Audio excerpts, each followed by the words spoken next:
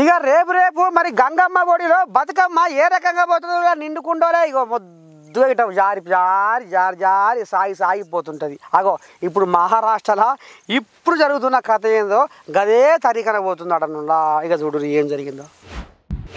అయ్యో అయ్యో అయ్యో అయ్యో చూస్తున్నారులా మహారాష్ట్రలో ఈ కారం తప్పిన వానలు పడేసరికి అల్ల కల్లలయ్యి వరదలు వాగులు ఉప్పొంగి పొంగి పొర్లి రోడ్ల మీద వరదలయ్యి ఏరులయ్యి పారుతుంటే పాపం జనాలు వస్తందుకు పోతందుకు ఆగమాగం జగన్నాథం అవుతుర్రట. ఇక చూస్తుర్రా ఎట్లా పోతుందో చూడు కారు వరదల. అబ్బా నీ గోస పాడైపోను గారా. అటో ఇటో పోరగాడు కారు దునికి అవతల పడాడు కానీ ఒకడు మాత్రం ఆ కారులోనే ఉండులా.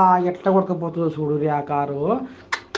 రెప్పపాడు సమయంలో కారు కొట్టుకొని మాపోయిందిలా. న్యాలంగా మనిషి జీవి పోయింది, కారు పోయింది, మనిషి ప్రాణం పోయింది. అంటే ఈ వానలు చల్లకుండా కోరితేనేమో ఒకటే కొట్టుడు, లేకపోతేనే కరువు కాలము. అతివృష్టి అనావృష్టితో ఈ రకంగా జనాలు ఆగానికి వచ్చిందిలా.